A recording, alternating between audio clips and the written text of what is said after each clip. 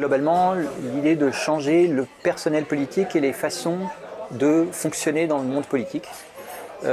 Alors, les points essentiels sont d'une part de changer les règles, autrement dit changer la Constitution, car souvent les comportements des acteurs sont liés aux règles qui régissent leur comportement.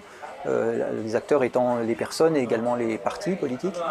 Donc ça, c'est un point évidemment auquel je suis très sensible, sur lequel beaucoup de gens sont sensibles. Un autre point important, c'est que la fabrique des lois elle-même doit être faite par des personnes qui ont davantage le sens de l'intérêt général qu'actuellement.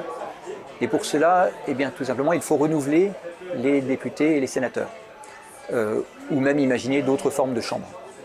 Et ce renouvellement, il passe probablement notamment par la charte anticorruption, en une dizaine de points, qui permet de renouveler les parlementaires, d'une part par le non-cumul, d'autre part par des règles sur tout simplement la probité et le casier judiciaire vierge.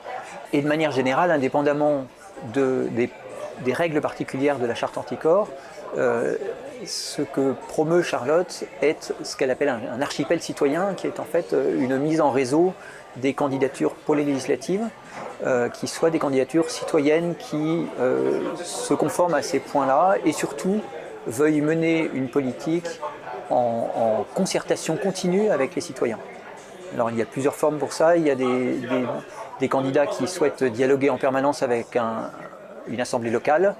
Et il y a d'autres initiatives, je pense, encore plus novatrices, comme celle de Ma Voix, qui consiste en fait à faire voter directement les citoyens sur chacune des lois et même chacun des articles de loi.